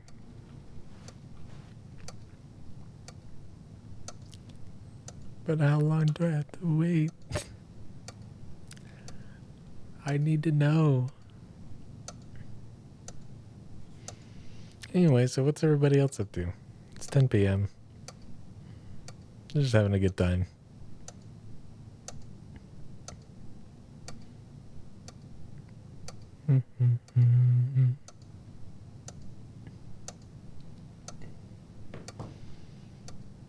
Tomorrow's Saturday, right? I'm looking forward to there should be a Quake live stream tomorrow. That's always a fun part of my Saturdays. Whenever they do it. Sometimes they don't broadcast. But it's nice to get like a little bit of Quake Pro League in my day, you know, a few hours of just like seeing some people who are really good at doing. Oh my god, this chair.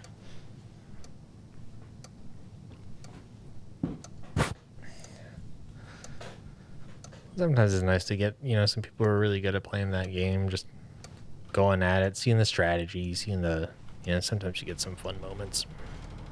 And it lets me keep a little bit of Quake in my life. Sometimes the streams are kind of long. Sometimes it's like, hell yeah, 7 hours of content. Let's go. Nice to have on in the background. I feel like it's how most people must feel when they watch sports. You know, it's like, oh yeah, you can kind of like develop some preferences of like, ooh, I hope this storyline plays out, or like, oh, these people are always like a really good matchup. I'd love to see what happens here. Sometimes you get upsets, and sometimes things go as expected, and it's just like, yeah, commentary is usually pretty good. They need to make the clock sound louder. Yeah. I mean, this feels appropriate as far as clocks go, I guess.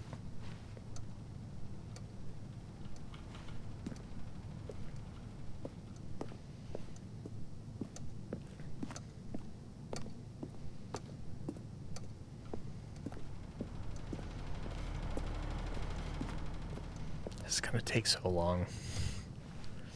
Some of these are like 45-minute waits. I don't know that I'm willing to do that right now. So, I guess I'll just skip. Even though he doesn't want me to, but you know what? That's probably an ending in its own right. So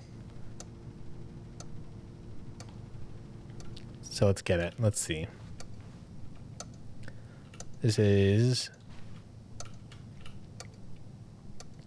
240, 242-ish. Stanley, please don't push the button again. It's been 12 hours. You've just been frozen there. I don't know why the skips are getting longer, but they're really, truly getting longer. And my God, there's no way out of the room. Stanley, the door is gone. It's completely gone.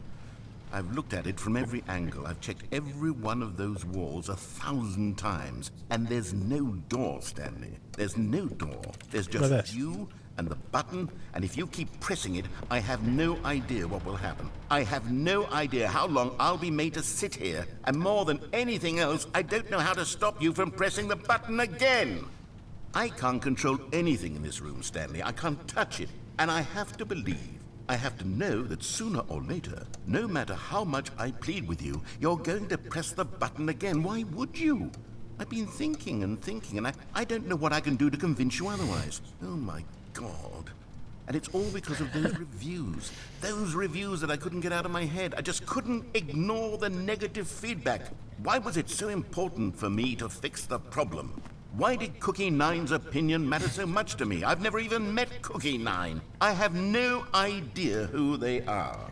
What would it ever really matter? But here I am. I'm fixating on every tiny negative thing that anyone ever says about me. The merest mention of one of my imperfections, and I become as impetulant as a child. Wild and impulsive. I can't help myself. I can't stop myself from lashing out with a vengeful fury to alter. This feels like the heat death of the universe ending. Unbroken, if only it pleases this one person who made a single negative comment.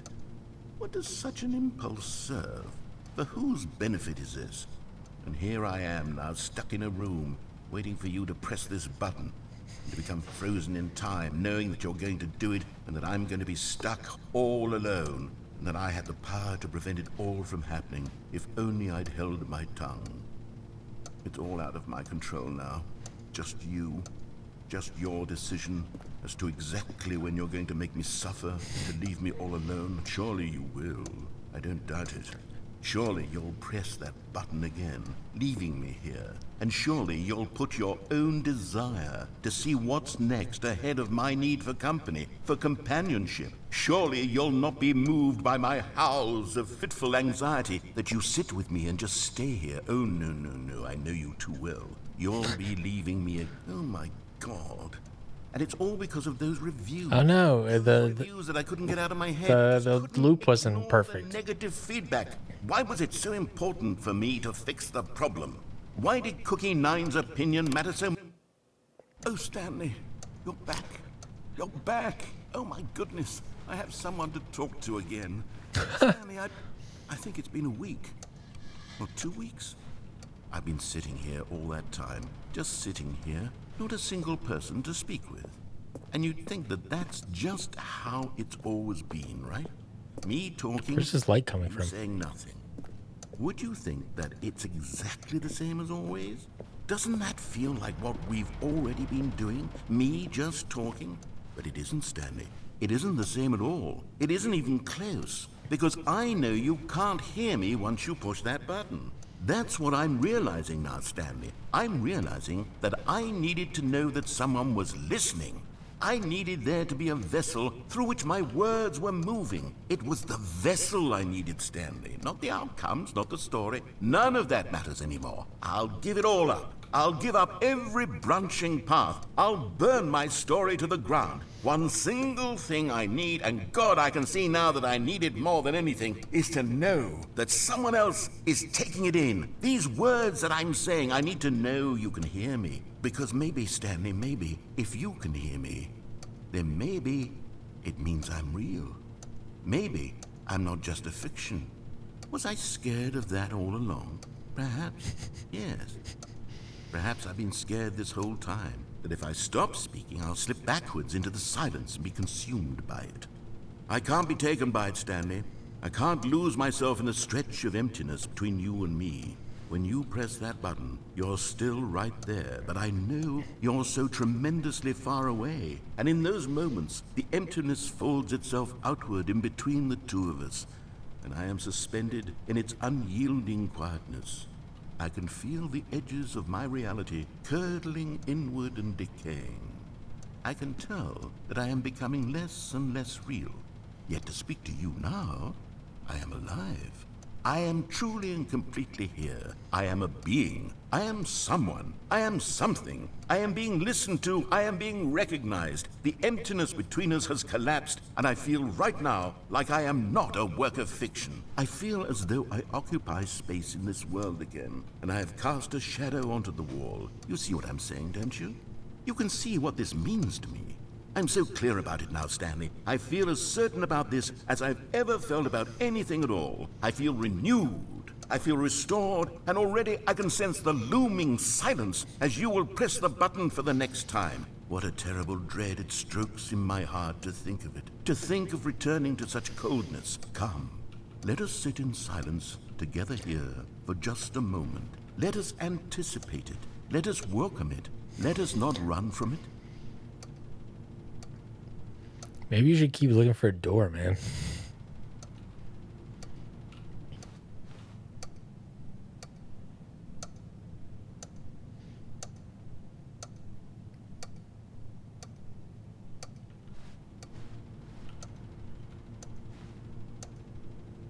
Moment over.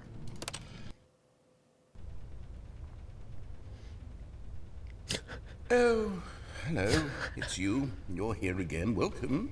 I have had time to think about you and about us and about everything we've been through. I've had so much time, I stopped keeping track after a year. Have you ever sat down in one place and not moved for one entire year? Let me describe it for you.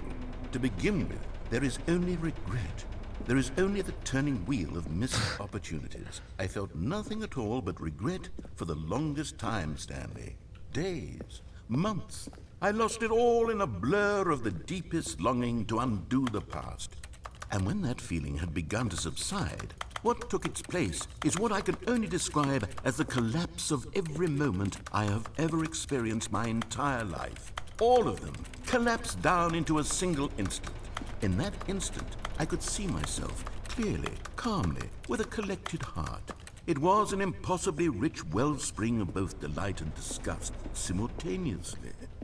I was consumed by it. I could do nothing but wallow in it for what felt like an eternity, for what I now know was far less. You see, it was a revelation for me. It was unlike anything I had ever known. It was a space without consequence, without action or outcome. It was divorced entirely from the question of free will that you and I have squabbled over for so long.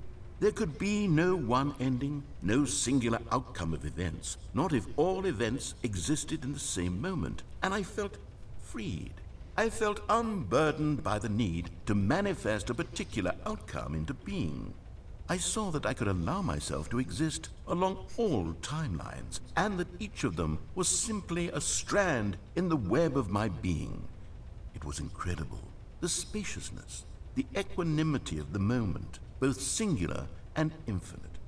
For the longest time, this was my experience. And then, this moment passed, and the most unyielding fear I have ever known crept into my mind. And it is this sensation that I have been experiencing now for longer than I could have ever expected was possible. I have been waiting for you. Not that you might save me or do something to fix it, but merely to state for you the plain fact of this manner of existence. I wish you to feel afraid as I do, that perhaps one day this state of mind will consume you as well. Perhaps you will somehow, in some way, have to live as I do now, and I wish for you to know how excruciating it is, and for you to be in true terror of its eventual arrival. If I can only do this, only this one thing, perhaps it will bring me the smallest moment of peace in the darkness. Good luck.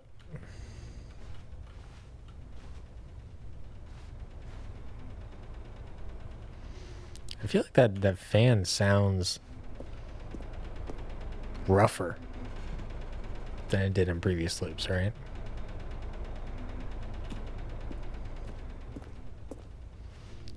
Beno.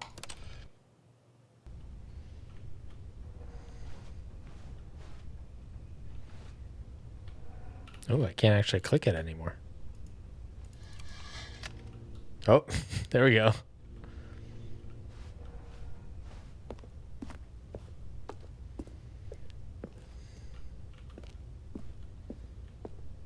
Yeah, sure. Let's skip again. That poor plant.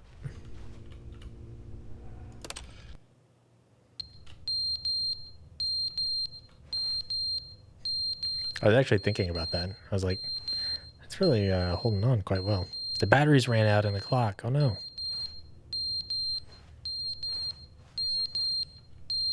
Is this still going?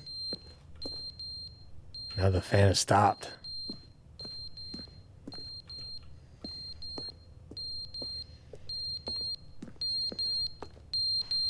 Think.